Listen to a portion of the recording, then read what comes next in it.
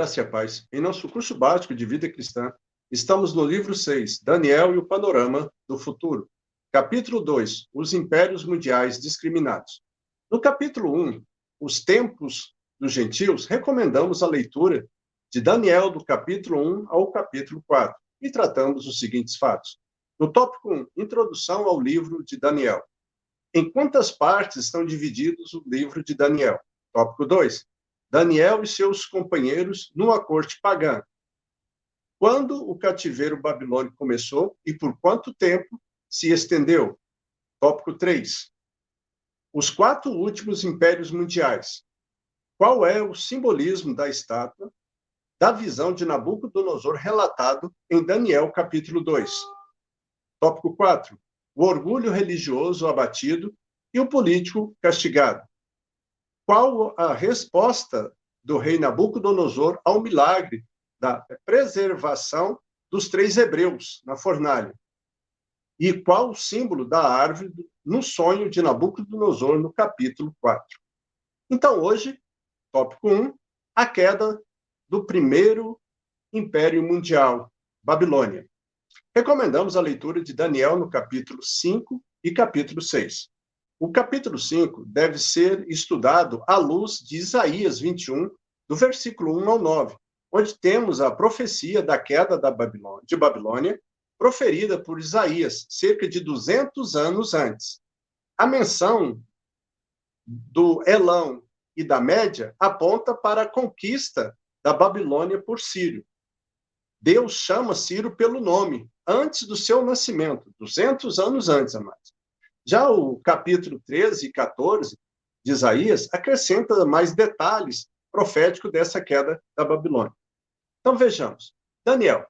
Daniel tinha agora mais de 80 anos de idade. Há entre o capítulo 4 e o capítulo 5 de Daniel um espaço de mais ou menos 30 anos, ok? Então, no tempo do cativeiro de Daniel, no capítulo 5, o exército de Ciro, o rei da Pérsia, já sitiava a Babilônia há cerca de 2 anos. Babilônia, amados, dentro dos seus muros considerados inexpugnáveis, tinha mantimento estocado para 20 anos. Né? Então, ela estava preparada para resistir um sítio, por mais prolongado que fosse. Mas, por fim, do segundo ano do cerco, a cidade, considerada ali invencível, foi tomada. Vamos entender essa história. Né? Observe.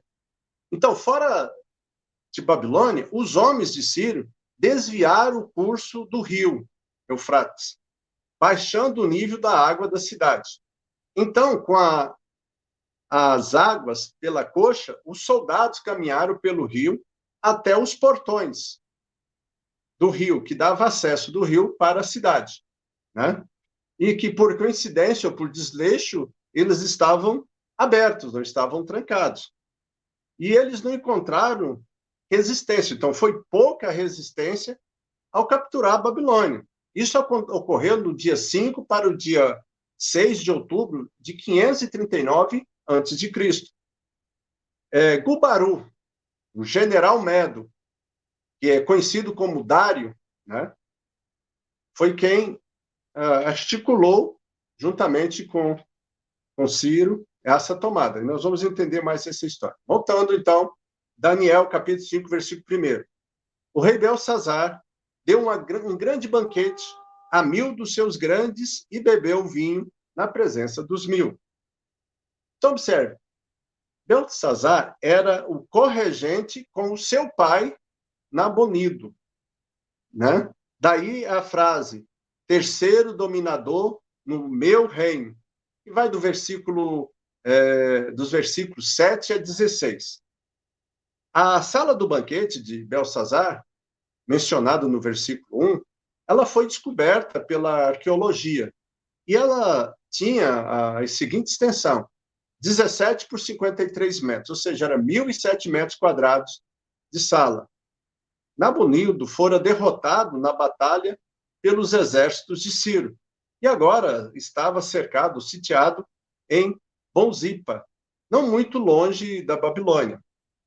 No capítulo 5, verso 2, a parte B, diz: Nabucodonosor, seu pai, tirara do templo que estava em Jerusalém. Belsazar era, na realidade, filho de Nabonido e neto de Nabucodonosor.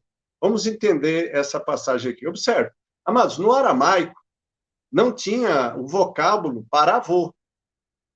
Jeremias, ele explica e tira essa dúvida, lá em Jeremias, capítulo 27, versículo 7. Todas as nações servirão a ele, a seu filho e ao filho de seu filho, até também chegue a vez da sua própria terra, quando muitas nações e grandes reis o fizerem seu escravo. Né? Então, Jeremias explica essa sequência para entender. Porque no aramaico não existe essa palavra avô, ok? E aramaico é uma língua que era falada pelos persas. Daniel 5, versículo 4. Beberam o vinho e deram louvores aos deuses de ouro, de prata, de bronze, de ferro, de madeira e de pedra. O efeito, amados, do vinho levou ele a profanar os vasos sagrados do Senhor e os utensílios sagrados da casa de Deus, para fins comuns, além do envolvimento ali de mulheres ímpias e de deuses pagãos, ou falsos deuses, né? Daniel capítulo 5, versículo 5, a parte A. No mesmo instante, apareceram uns dedos de mão de homem e escreviam. Então, por ter se apropriado dos tesouros sagrados, ele havia trazido sobre si uma reação divina, uma palavra escrita só para ele, o que representava a medida da iniquidade de Babilônia. Com isso, combina ali a expressão na mesma noite, referência da morte de Beltesazar, lá no versículo 30, né, desse mesmo capítulo. Então, Daniel, capítulo 5, versículo 11. Há no teu reino um homem que tem o espírito dos deuses santos. Aqui nós temos, amados, as informações da rainha mãe. Parece indicar aqui que Daniel ou estaria aposentado ou afastado das antigas funções que desempenhava. Então, era um homem conhecido por sua comunhão com Deus, né? E olha a expressão que a rainha mãe usa. Há um homem. Amados, é exatamente isso que nós estamos precisando nos nossos dias. Necessitamos urgente de um homem no Estado, um homem na igreja, um homem no lar, etc. Um homem que anda com Deus e que tem os dons de Deus. Né? Para que, em qualquer emergência, como Ezequiel registra lá no capítulo 22, versículo 30, busquei entre eles um homem que tampasse o muro e que se colocasse na brecha perante mim a favor desta terra, desta nação, para que eu não a destruísse, mas a ninguém achei. Então, nós precisamos de homens com a mesma característica, personalidade de Daniel. Amém? Continuando, então. Daniel 5, 17. Todavia, lerei ao rei a escritura e lhe farei saber a interpretação. Observe, Daniel, mesmo agora, em idade avançada, continuava sempre disposto a servir bem o próximo. Né? Daniel, capítulo 5, versículo 22. Tu, Belsazar, que és filho, não humilhaste o teu coração, ainda que sabias tudo isso. Né? Então, antes de Daniel passar a preencher o quadro das relações de Deus com Nabucodonosor, o avô de Beltesazar, com o propósito de demonstrar que, por maior que este tivesse sido, deveria ou devia o seu império a Deus. E com autoridade divina, Daniel expôs ao rei a sua situação espiritual. Qual era a situação espiritual de Beltesazar? A sua arrogância, a sua altivez, a sua impiedade. E ele fala isso aqui no versículo 22. Tu, Beltesazar, tu que és filho, não se humilhasse o teu coração, ainda que sabia tudo isso, tudo que aconteceu com seu avô, devido ao orgulho, à altivez, à impiedade e à prepotência. Né? Então, faz uma advertência a ele. No versículo 24, Daniel capítulo 5, versículo 24. Então, da parte dele foi enviado aquela mão que traçou esta escritura. A primeira coisa que Daniel frisa aqui, amados, é que a mão que escreveu foi enviada da parte de Deus. As palavras eram conhecidas do idioma falado na Pérsia. Mas essas palavras isoladas, como estavam, ninguém sabia que mensagem estava comunicando, não tinha um sentido lógico. Então, vamos a ela. No versículo 26, a primeira palavra é mene. Contou Deus o teu reino e deu cabo dele. Isso é, Deus contou o número dos dias do reino de Babilônia e o destruiu. Versículo 27. Tekel.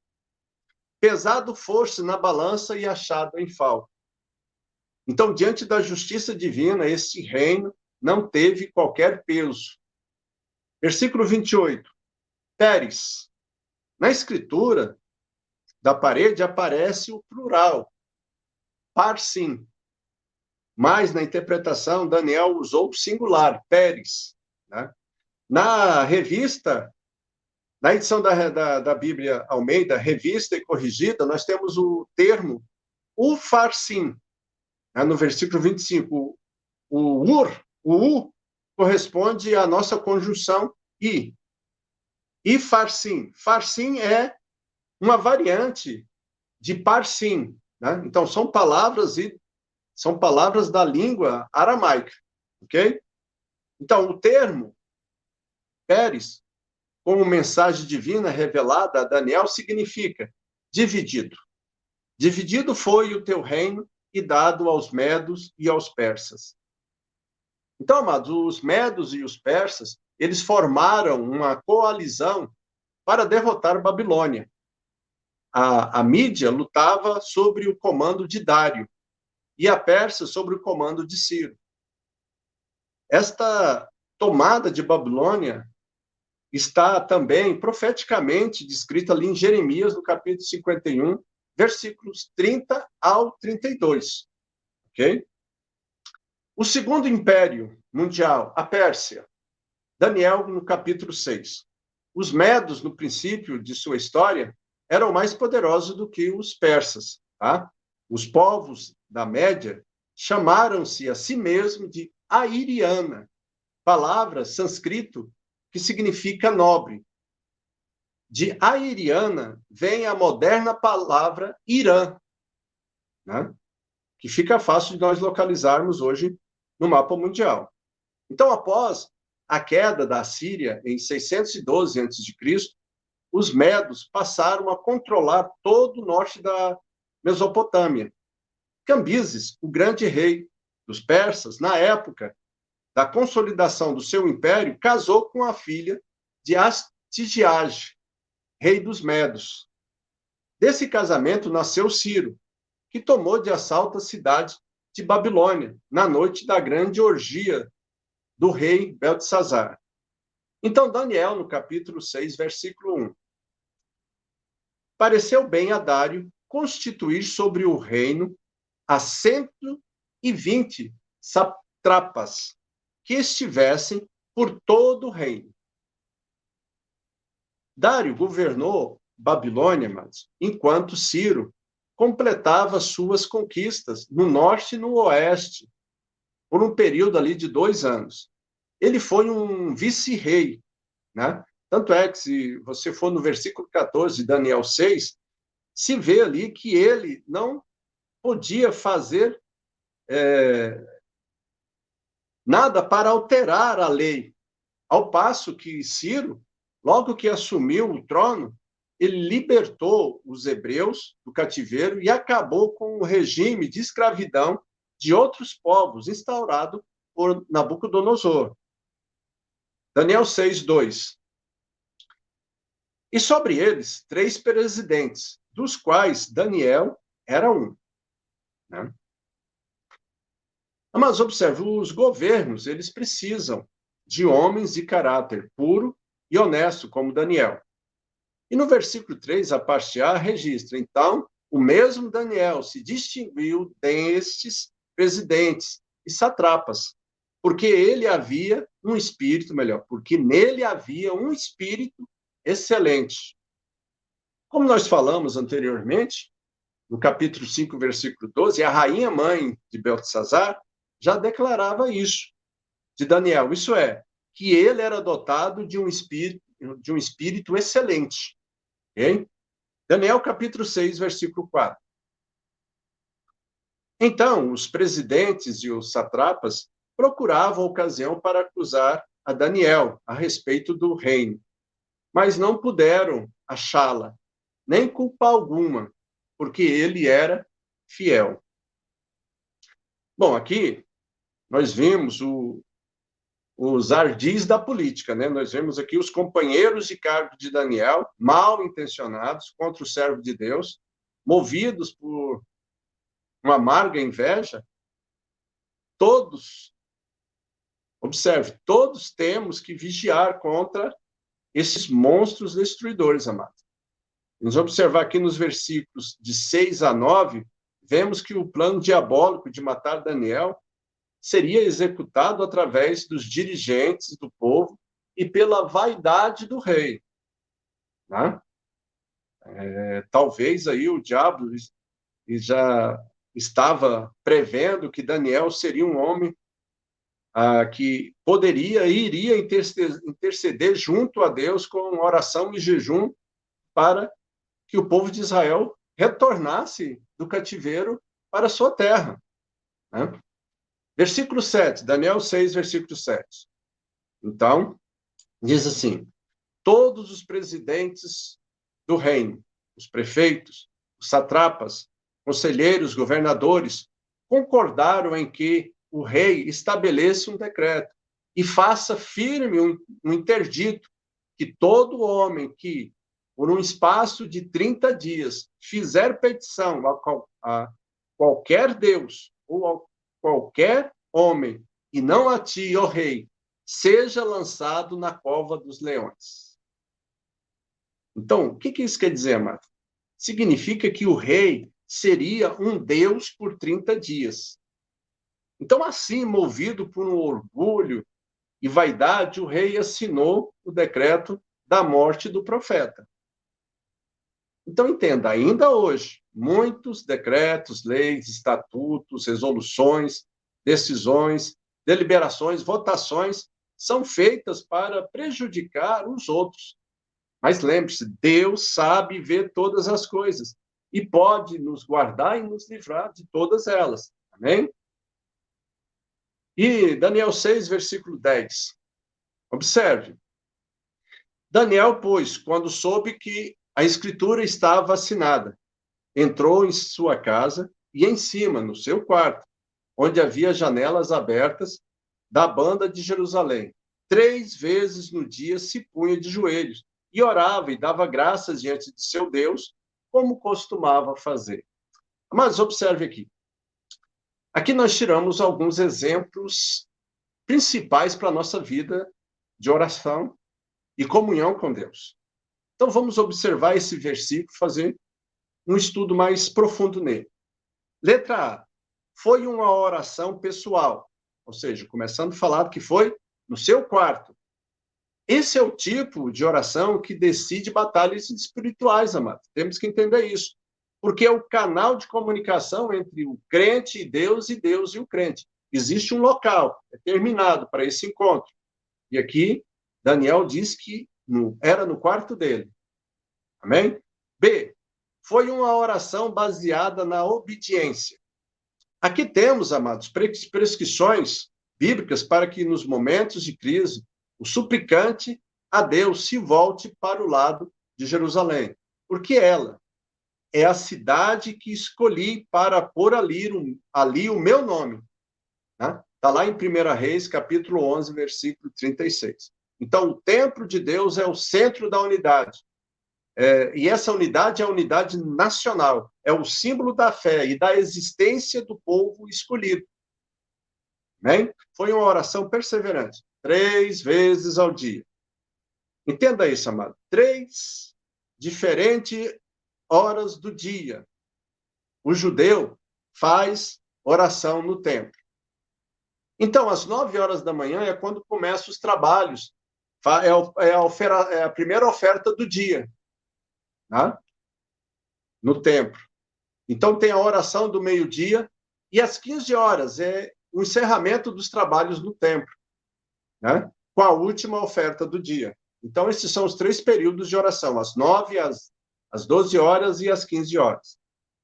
Amém? D, foi uma oração humilde. Se punha de joelhos. São detalhes, mas observe, se punha de joelhos. Isso fala da submissão e entrega total a Deus. Letra E, foi uma oração com gratidão a Deus. Orava e dava graças. Ok? Muitas orações não têm respostas porque só se ocupam em petições. Sem louvor, sem ação de graça, nada. Né? Só me dá, me dá, me dá. Isso é um grande problema, né? Que nós temos que observar e resolver essa questão.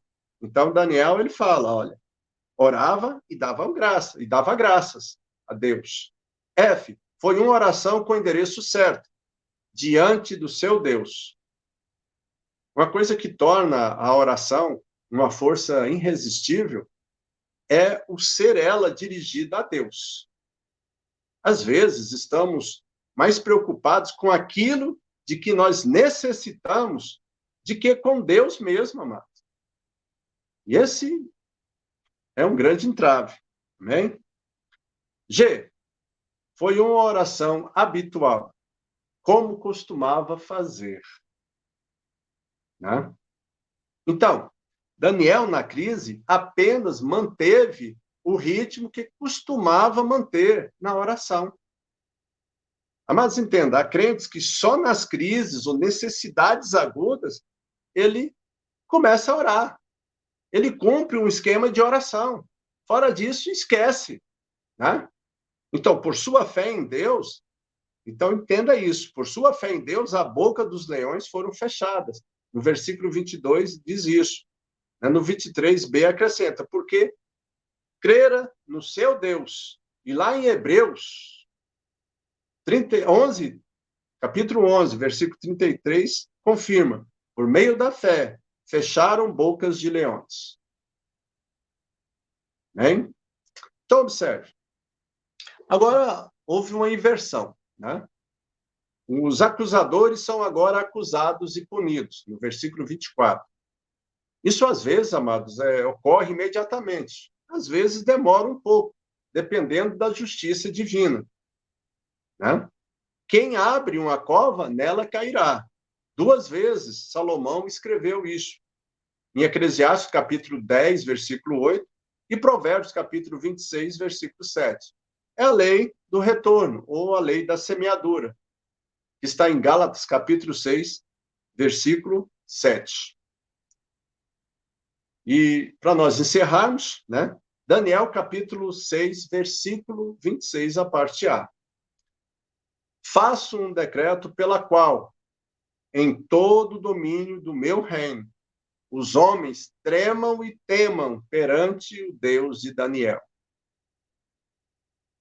O povo de Deus, amado, muitas vezes, né, ou muito sofrem no Antigo Testamento por não levar Deus a sério.